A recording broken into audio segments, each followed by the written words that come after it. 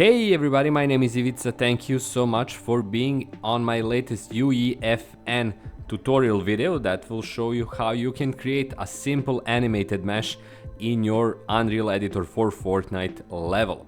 To do that, we're going to use a sequence of devices that are going to be interconnected and which will result in the same animation.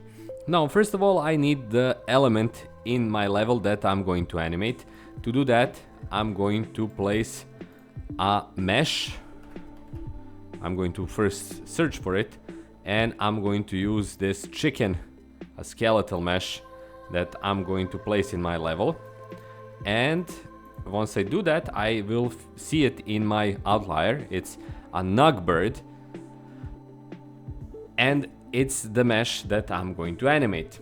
Now, the second thing I need is to enter into my content browser and go for my right click. But now don't get confused, if you're in the root folder, right click won't do anything. As you can see, you have fab metahuman importer, but if you go into your content for your project, if you right click, you get a selection options, and here you're going to go for cinematics and level sequence, and that level sequence I'm going to call nug bird animation.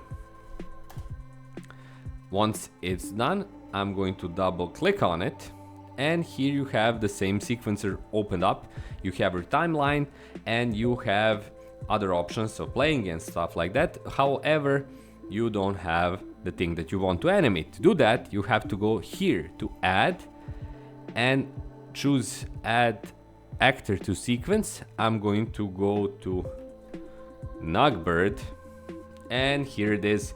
It's presently selected, present on the timeline, and I can animate it through transformation. As you can see, there is an animation, because in theory I could animate its skeletal mesh.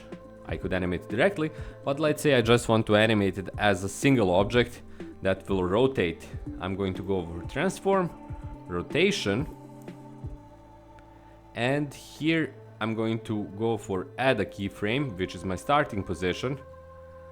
For the middle of the same, I'm going to go here, and for the final element, I'm going to go back to 360.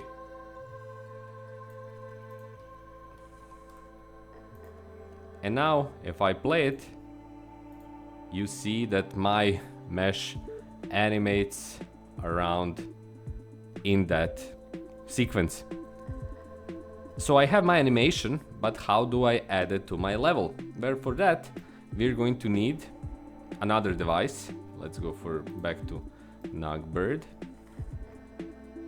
We're going to extrude it here. Now I'm going back to my root folder, and I'm going to search for sequence. And here I'm going to choose this cinematic sequence device, which I'm going to add to the level. And the same device, when I select it, is going to be able to play the same animation I created. When you have it selected, I'm going to close this one.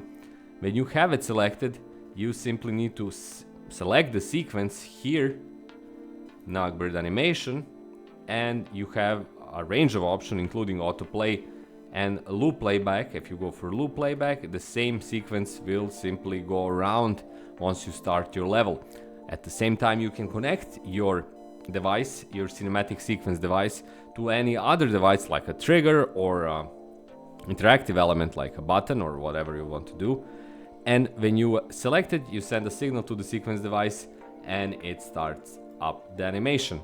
So there you have it. It's a really simple, really easy, really straightforward process that can allow you to animate even more complex stuff, even more high detailed animations. But this is a good example of how the same process works step by step.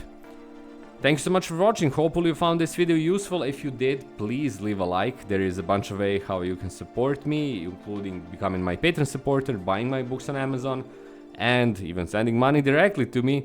But the cheapest, easiest, quickest way to do that is to subscribe and be here for my new videos. Thank you again for watching. My name is Ivica. Have loads of fun in your UEFN projects, and I'll see you on my next video. Until then, bye bye.